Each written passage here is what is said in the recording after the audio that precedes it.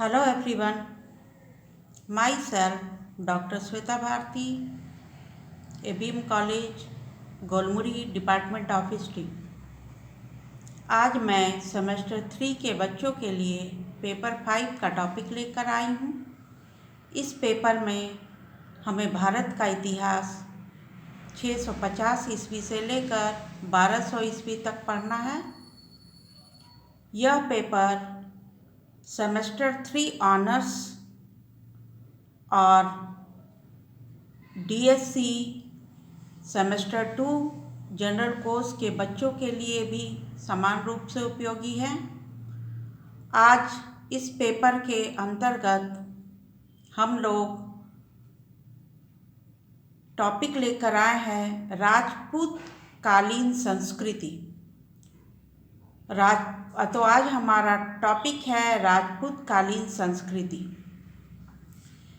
राजपूत कालीन संस्कृति के अंतर्गत हम लोग सामाजिक, आर्थिक, धार्मिक आदि क्षेत्रों में राजपूतों के द्वारा किए गए सुधार का वर्णन करेंगे। राजपूत युगीन संस्कृति राजपूत काल 650 से लेकर 1200 ईस्वी तक के काल को हम लोग राजपूत काल की संज्ञा देते हैं। तो सबसे पहले राजपूत कालीन संस्कृति के अंतर्गत हम लोग राजपूत काल की शासन व्यवस्था को देखेंगे। हम देखते हैं कि राजपूत काल में सामंतवाद का विकास स्पष्ट दिखाई देने लगा था। संपूर्ण राजपूत छोटी छोटी जागीरों में विभक्त थे। जागीर का प्रशासन सामंत देखता था। सामंत प्रायः राजा के कुल से ही संबंधित होता था। ये सामंत महाराज, महासामंत, महासामंताधिपति, मंडलेश्वर, महामंडलेश्वर आदि उपाधियां धारण करता था। सामंतों के पास अपने न्यायालय एवं मंत्री परिषद होते थे। ये सामंत कई ग्रामों के स्वामी भी होते थे। इस प्रकार हम देखते हैं कि राजपूत राजा अपनी प्रजा पर शासन न करके सामंतों पर शासन करते थे। समय समय पर ये सामंत राजा के लिए भेंट एवं उपहार प्रदान करते थे। युद्ध के समय राजा के ये सामंत राजा को सैन्य सहायता उपलब्ध कराते थे। और हम इस शासन व्यवस्था में ये भी देखते हैं कि राजा प्राय निरंकुश होते थे। उस समय मंत्री परिषद का महत्व घट गया था। प्रबंध चिंतामणि ग्रंथ से पता चलता है कि परमार नरेश मुंज ने अपने प्रधानमंत्री रुद्रादित्य की सलाह के विपरीत चालुक्य नरेश तालप से युद्ध किया था। इस प्रकार हम देखते हैं कि राजपूत काल में राजा एवं मंत्री परिषद के संबंधों में सामंजस्य का अभाव हो गया था।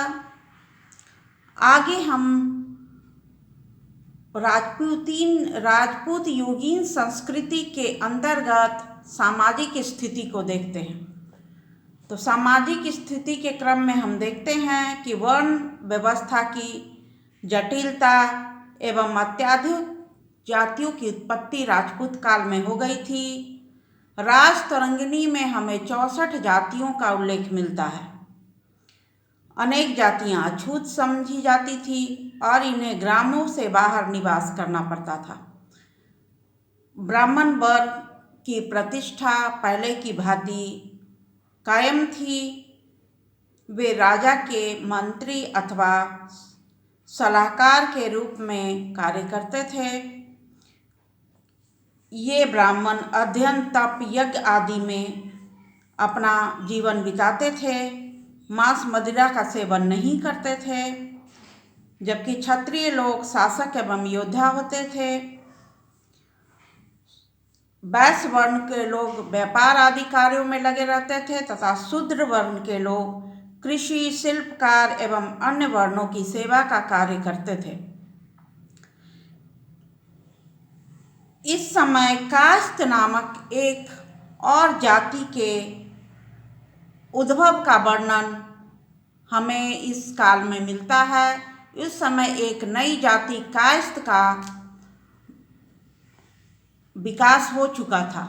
इसी समय हमें सर्वप्रथम कायस्थ नामक जाति का सर्वप्रथम वर्णन मिलता है। उसके बाद हम जब देखते हैं तो राजपूत काल में महिलाओं की स्थिति बेहतर थी। महिलाओं को सम्मानित स्थान प्राप्त था। राजपूत राजा अपनी पत्नियों की मान्य मर्यादा को बचाए रखने के लिए मर मिटने को तैयार रखते थे। विवाह की स्वयंवर प्रथा भी प्रचलित थी। स्वयंवर की प्रथा प्रचलित थी। कन्या स्वयं अपना वर चुनती थी। अंतरजातीय विवाह भी होते थे। बाल विवाह तथा बहुपत्नी विवाह का भी प्रचलन था। राजपूत शासक कई पत्नियां रखते थे। विदेशी आक्रमणों के कारण जौहर एवं सती प्रथा समाज में प्रचलित थी। सती प्रथा के अंतर्गत पति की मृत्यु के बाद पत्नियां उसकी चिता के साथ सती हो जाती थी। जौहर प्रथा के अंतर्गत हमें ऐसा भी वर्णन मिलता है कि राजपूत राजा के परास्त होने या हार जाने के पश्चात राजपूत महिलाएं सामूहिक रूप से अग्निकुंड में कूदकर अपनी जान दे देती थी। पर्दा प्रथा भी समाज में प्रचलित थी। विधवा की स्थिति समाज में अच्छी न थी। विधवाओं का देखा जाना अशुभ समझा जाता था। उनके सिर के बाल काट दिए जाते थे। हालांकि इस राजपूत काल में हमें कुछ विदुषी एवं वीर स्त्रियों का भी वर्णन मिलता है। कुछ महिलाओं ने सैनिक शिक्षा भी प्राप्त की थी। चालुक्य वंशी विजय भट्टारिका जो 7वीं शताब्दी की थी एवं कश्मीर की 2 महिलाओं सुगंधा एवं दिद्दा का भी हमें वर्णन मिलता है, जिन्होंने कुशलतापूर्वक प्रशासन का संचालन किया था। रानी दिद्दा लोहार वंश की अत्यंत महत्वाकांक्षी महिला थी। उसने अपने पुत्र अभिमन्यु की संरक्षिका के रूप में शासन किया था। उसके पति क्षेमगुप्त की मृत्यु हो गई थी। राजपूत कालीन कवि राजशेखर की पत्नी अवंती सुंदरी भी एक विदुषी महिला थी। इसी समय हमें मंडन मिश्र की पत्नी भारती का भी उल्लेख मिलता है, जिसने शास्त्रार्थ में महान दार्शनिक शंकराचार्य को परास्त किया था। अब हम आर्थिक जीवन की बात करें तो आर्थिक जीवन के अंतर्गत हम देखते हैं कि कृषि कार्य राजपूत कालीन प्रजा की जीविका का मुख्य आधार था। इस समय कई प्रकार के अन्न का उत्पादन आरंभ हो चुका था। अरब लेखकों ने राजपूत कालीन उत्पादनों का वर्णन किया है। इस समय सामंतवादी व्यवस्था थी, जिसके कारण बहुत सारी कर प्रथा प्रचलित थी। इस कर के रूप में इस काल में भाग, भोग, बलि, धान्य, हिरण, उद्रंग, ऊपरी कर आदि करों का उल्लेख मिलता है, जो कुछ नगद या कुछ अनाजों के रूप में लिया जाता था। सिंचाई के लिए राजपूत राजाओं ने सिंचाई की पर्याप्त व्यवस्था कराई थी। इस सिंचाई कृषि के लिए आवश्यक है। इस तथ्य को ध्यान रखते हुए राजपूत राजाओं ने विभिन्न प्रकार के कुएं, तालाब, झील एवं नदियों, नहरों आदि का निर्माण कराया। बुंदेलखंड के चंदेल एवं मालवा के परमारों ने भी सिंचाई व्यवस्था की ओर पर्याप्त ध्यान दिया। परमार शासक भोज ने भोपाल के दक्षिण पूर्व में भोजसर तालाब निर्मित कराया। इसके अलावा यहाँ के राजपूत राजा सिंचाई की ओर पर्याप्त ध्यान देते थे, जिसके कारण कृषि की फसल काफ़ी अच्छी थी, कृषि काफ़ी उन्नत अवस्था में आ गई थी। इनके अतिरिक्त व्यापार एवं व्यवसाय के क्षेत्र में भी राजपूत काल काफ़ी उन्नत अवस्था में था। यातायात की सुविधाएं थी, विभिन्न नगरों की सड़कों का निर्माण कर लिया गया था। बड़े बड़े किलों के निर्माण में पाषाण का प्रयोग किया जाता था, जिसके कारण पत्थर तराशने का उद्योग भी उस समय का एक सर्वप्रमुख उद्योग बन चुका था। युद्धों की अधिकता के कारण अस्त्र शस्त्र निर्माण भी काफ़ी प्रगति पर था। भारत आने वाला विदेशी यात्री इस काल में भारत आने वाला विदेशी यात्री अल बरूनी इसी समय भारत आया था। उसने जूते बनाने, टोकरी बनाने, ढाल बनाने, कताई, बुनाई, मत्स्य पालन आदि उद्योगों का वर्णन किया है। विदेशी यात्री अल बरूनी पूर्व मध्यकाल में भारत आया था। उसने अपनी आत्मकथा में इन सब बातों का वर्णन किया है। इस समय राजस्थान में नमक उद्योग काफ़ी प्रमुख उद्योग थे। यहाँ की सांभर झील से नमक तैयार किया जाता था। व्यापारियों की भी कई पृथक पृथक श्रेणियाँ हो गई थी, जिसे श्रेष्ठी कहा जाता था। श्रेणी प्रमुख को श्रेष्ठी कहा जाता था। ये आपस में विचार विमर्श कर कोई कार्य करते थे एवं व्यापार संबंधी नियमों का पालन करते थे। उस समय व्यापार काफ़ी उन्नत अवस्था में थी। आंतरिक एवं बाह्य व्यापार दोनों होते थे। स्थल मार्ग के अलावा जल मार्ग के द्वारा भी व्यापार होते थे। समुद्र एवं आंतरिक व्यापार नदियों एवं सड़कों द्वारा होती थी। बड़े बड़े मालवाहक जहाज व्यापार के सिलसिले में फारस, अरब, मिस्र, पूर्वी द्वीप समूह जाते थे और वहाँ के विदेशी व्यापारी भी भारत आते थे। इस समय कई मंदिर भी बनवाए गए एवं अधिकांश संपत्ति मंदिरों में ही जमा होती थी। यही कारण है कि विदेशी आक्रमणकारियों को मंदिरों को अपना निशाना बनाने में आसानी हुई, क्योंकि यहाँ के मंदिर अपनी अकूत धन संपदा के कारण लोगों को आकर्षित करते थे और वे उन लोगों की नज़र में आ गए थे।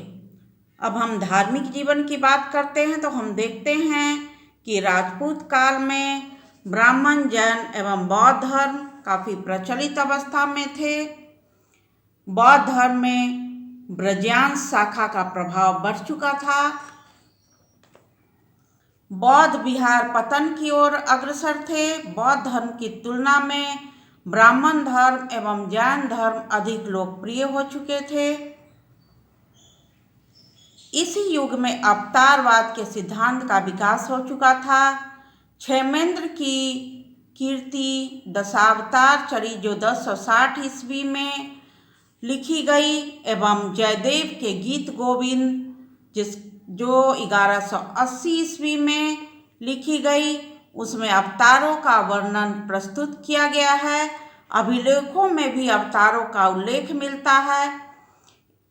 इस काल में हमें विभिन्न देवी देवताओं के उपासना के साक्ष्य मिलते हैं, जिनमें विष्णु, शिव, दुर्गा, सूर्य आदि देवी देवताएं प्रमुख हैं। इस समय हिंदुओं में ब्राह्मण धर्म के अंतर्गत यज्ञों का पुनः उत्थान हो गया था और उनको बढ़ावा मिला। उस समय जो यज्ञ एवं कार्य शिथिल पड़ गए थे, अभी इस समय यज्ञों का पुनः से वो काफ़ी अच्छी अवस्था में आ गए एवं उनको बढ़ावा मिला। भक्ति मार्ग एवं पौराणिक मार्ग का उदय हुआ। इस समय कुमारिल भट्ट एवं शंकराचार्य जैसे विद्वानों के प्रयत्नों से हिंदू धर्म ने राजपूत काल तक आते आते अपना एक उत्कृष्ट स्वरूप धारण कर लिया था। शंकराचार्य ने अद्वैतवाद का प्रचार किया तथा कर्म कांड की ओर काफी ध्यान दिया तथा लोगों में भी देवी देवता का प्रचार किया और धर्म का और भक्ति की भावना आम जनता के बीच में डाली। अनेक छोटे छोटे स्थानीय देवता भी इस समय अस्तित्व में आए। विष्णु को वासुदेव, चक्रधर, गोविंद, नारायण, जनार्दन आदि कहा जाने लगा था एवं भगवान शिव को शंभु, हर हर महादेव, पशुपति, महेश्वर आदि कहा जाने लगा था। उस समय जैन धर्म भी काफी उन्नतशील अवस्था में आ गया था। राजपूताना के क्षेत्र में गुर्जर प्रतिहार वंश के शासकों ने भी जैन धर्म की उन्नति में काफी उत्कृष्ट योगदान दिया। प्रतिहार नरेश भोज के समय एक जैन मंदिर का निर्माण कराया गया। उसी समय आबू पर्वत पर भी एक जैन मंदिर का निर्माण हुआ। गुजरात के चालुक्य शासकों ने भी जैन धर्म को राजभवन बनाया। चालुक्य वंश के कुमारपाल के समय जैन धर्म ने अत्यधिक उन्नति की। प्रसिद्ध जैन विद्वान हेमचंद्र को राजकीय संरक्षण प्रदान किया गया था। हेमचंद्र के कारण ही काठियावाड़, गुजरात, राजस्थान, कच्छ आदि में जैन धर्म का अत्यधिक प्रचार प्रसार हो पाया। गंग राजाओं ने भी जैन धर्म को पर्याप्त संरक्षण दिया। उसी समय सेनापति चामुंड राय ने 983 ईस्वी में श्रावण बेलागोला नामक स्थान में गोमतेश्वर की मूर्ति स्थापित की। हालांकि बौद्ध धर्म इस काल में पतन की ओर अग्रसर हो चुका था। महायान संप्रदाय की प्रधानता थी, परंतु उसका तांत्रिक स्वरूप विकसित हो रहा था। उस समय बौद्ध मठ एवं विहारों में अत्यधिक संपत्ति एकत्रित हो रही थी और ये मठ एवं विहार विलासिता एवं भ्रष्टाचार के केंद्र बन गए थे। बौद्ध धर्म में ब्रजयान संप्रदाय का विकास इसी युग में हुआ था। इस समय तक आते आते बौद्ध धर्म अपना प्रभाव पूर्णतः खो चुका था। इस समय बौद्ध धर्म में तारा को प्रधानता मिली। उस समय प्रख्यात दार्शनिक कुमारिल भट्ट एवं शंकराचार्य इत्यादि ने बौद्ध धर्म में व्याप्त बुराइयों पर कुठाराघात कर बौद्ध धर्म को आम जनता के बीच काफी अलोकप्रिय बना दिया। इसी समय खजुराहो में चंदेल शासकों द्वारा बैकुंठ मंदिर का निर्माण किया गया। गहपति नरेश कोक्कल ने बैद्यनाथ मंदिर का निर्माण कराया। खजुराहो के कांदरिया महादेव, विश्वनाथ मृत्युंजय महादेव, नीलकंठ महादेव मंदिर आदि का भी निर्माण इसी काल में हुआ। इस समय प्रारंभिक चंदेल शासक विष्णु तथा शिव दोनों की आराधना करते थे। इस समय शैव धर्म तथा वैष्णव धर्म का प्रभाव बढ़ा। इस प्रकार हम देखते हैं कि गुप्तकालीन युग में हमें सामाजिक, राजनैतिक और धार्मिक जीवन का अध्ययन करने पर पाते हैं कि इस समय बौद्ध धर्म धार्मिक क्षेत्र में धीरे धीरे अवनति की ओर अग्रसर होने लगा था और पुनः एक बार फिर हिंदू धर्म और जैन धर्म का प्रादुर्भाव हो रहा था। आगे के वीडियो में, आगे के क्लास में हम लोग साहित्य